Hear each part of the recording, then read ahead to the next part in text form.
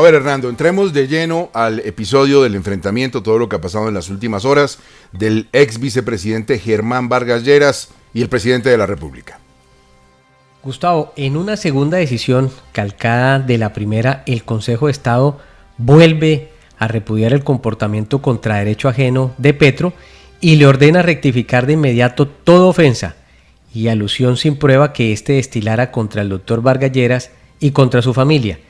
En este caso, la sección quinta reitera que ese tipo de actuaciones presidenciales no encuentran justificación en el debate político y antes, por el contrario, esto lo agregaría yo, le restan distinción a la figura presidencial. Es más, la sumergen en el, si se quiere, siniestro fango tuitero. Esta decisión en contra de ese exceso presidencial da cátedra, por supuesto, para quien la necesita, y ya sabemos quién la necesita, sobre los límites a quien en sus típicos ataques de sí mismo acude a deshonrar, a denostar o a criticar exacerbadamente a sus opositores o a sus antagonistas.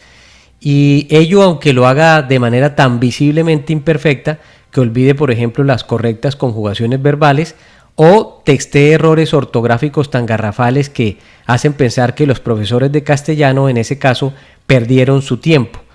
Este nuevo pronunciamiento judicial, Gustavo, hay que decirlo, se suma a otros tantos llamados de atención frente al presidente Petro por las mismas razones, proferidas incluso por el mismo Consejo de Estado y por otros despachos judiciales, y confirman entonces que este presidente va pasando por el penoso récord de ser contra quien más tutelas se han interpuesto y frente a quien más tutelas han procedido.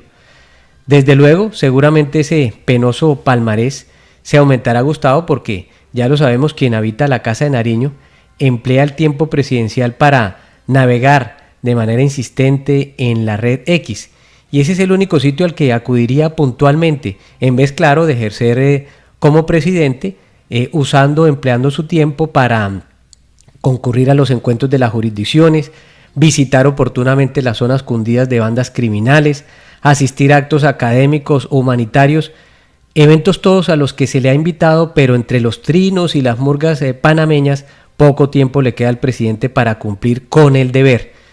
Recuerdo, ya que estamos hablando de profesores de literatura de español, lo que decía el mío, y cuánta razón tenía Gustavo: la pereza es la madre de todos los demás vicios. Ahora, Hernando, en este escenario, lo último que se ha producido, esta declaración de Germán Vargas Lleras.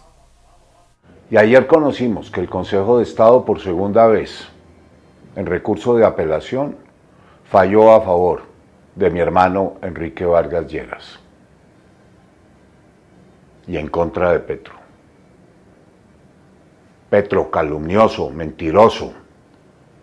Ojalá cumpla el alcance de esa sentencia, pero me temo que no, porque usted ha amparado en su fuero presidencial deshonra y calumnia a todo el mundo sin ninguna prueba. Por eso es que yo he sostenido que en sus manos el Estado de Derecho está en grave peligro. A ver, lo que habíamos podido establecer era que a Germán Vargas Lleras le parecía rechimbo, como dice él, todo lo que Petro decía de él, hasta que entró en unos terrenos que ya rayan en la calumnia, y por eso está de ese nivel la situación. Pero les doy un dato que es inédito y que marca muy bien el tono, la temperatura de este enfrentamiento. Hay dos acciones judiciales más de parte de Germán Vargas Lleras contra el presidente de la República. La primera tiene que ver con el hecho de que el presidente dijo que el doctor Vargas Lleras se había lucrado, había tenido una serie de vínculos, si se quiere, comerciales, empresariales o como quieran llamarlo, con los constructores, materia infraestructura, materia vías. Esa es la primera acción judicial que también va a tener que tener un resultado dentro de nuestra arquitectura jurídica. La segunda vuelve a tocar lo familiar. En alguna ocasión el presidente Petro aseguró que el hermano de Germán Vargas Lleras, en su paso por la Cámara de Comercio, que hoy está en manos del gobierno, le había dado al exvicepresidente un jugoso tribunal de arbitramiento. Ahí vendrá también otra tutela de parte de Germán Vargas Lleras que dijo: ya no más, ya no me aguanto más, cada vez que diga en público algo de mí que no sea verdad, ahí estaré para enfrentarlo. Y el enfrentamiento también nos lleva a los terrenos del secretario de Transparencia, Hidárraga, que le sube la llama al asunto con la registraduría y no suelta la presa. Gustavo ya había denunciado penalmente a los funcionarios que le adjudicaron la licitación de más de 40.000 millones a Disproel, consorcio del que hace parte Thomas Gregg, para la realización de unas elecciones muy pequeñas a final del año en el suroccidente del país, señalando que ahí pudo haber algunas irregularidades. Pues ahora se van al plano de la Superintendencia de Industria y Comercio. Andrés Hidárraga le ha pedido a la superintendente Cielo Rusinque que investigue posibles prácticas restrictivas de la competencia por parte de Thomas Gregg & Sons u otro acto o acuerdo que esa superintendencia determine. Manifiesta dos temas principales. Una práctica en la que como efecto se fijen de manera directa o indirecta precios o influenciar a otras empresas para que incrementen los precios de sus productos. Estamos hablando de los productos que le prestan como servicio de logística, distribución e impresión del papel a la Registraduría Nacional del Estado Civil. Hay que ver cómo recibe esto, cómo avanza en la Superintendencia de Industria y Comercio, Gustavo, pero empieza a preocupar lo siguiente. Si la Fiscalía determina abrir una investigación o la superintendencia encuentra motivos para abrir una investigación, ¿esto frenaría el proceso electoral que ya está en curso? ¿Qué va a pasar con las grandes elecciones del 2026? Porque si un juez ingenioso o con ganas de figurar le da por tomar unas medidas cautelares, por atender estas observaciones que pueden llegar a ser válidas de la Secretaría de Transparencia de la Presidencia, podría retrasar el proceso electoral.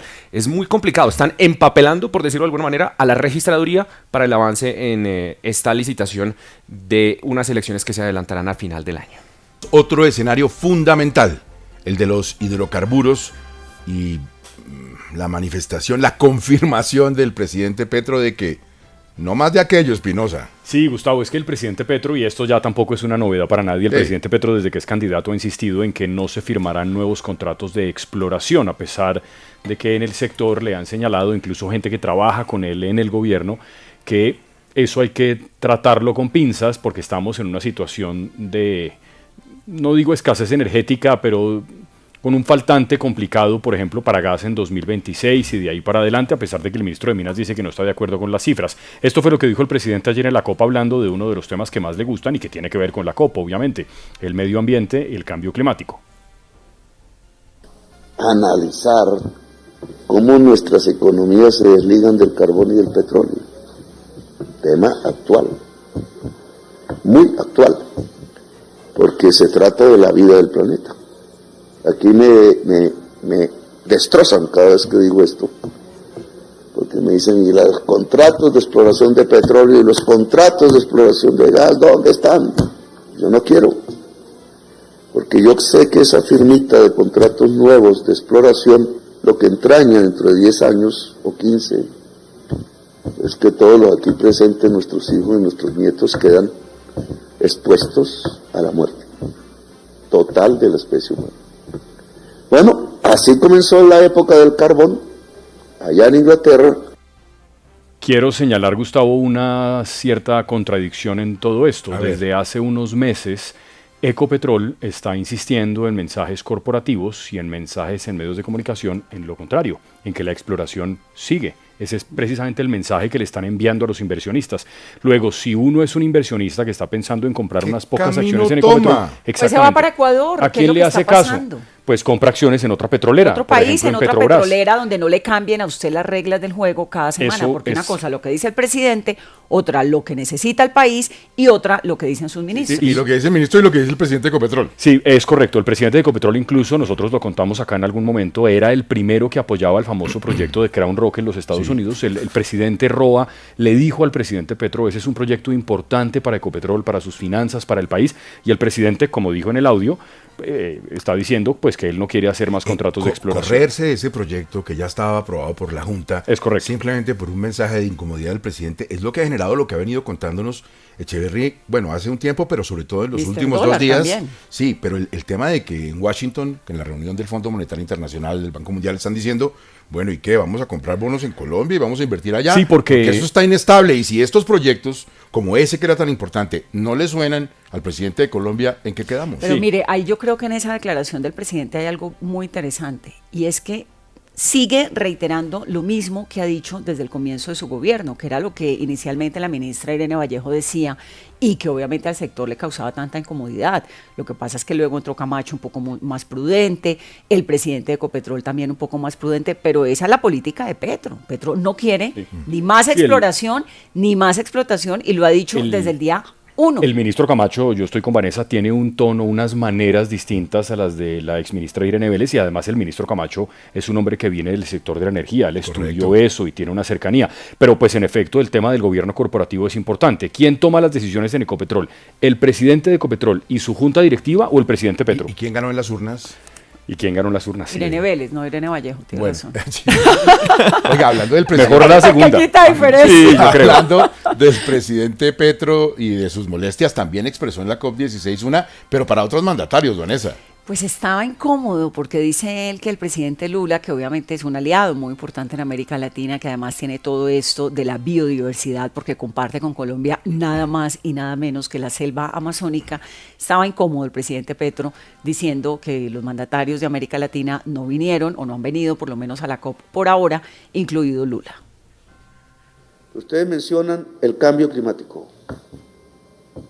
Indudablemente es un tema que tenemos que discutir, que es del mundo, no es de Colombia. En este momento se está realizando la COP16 en Cali. Dice el New York Times que es la más importante de la historia de biodiversidad.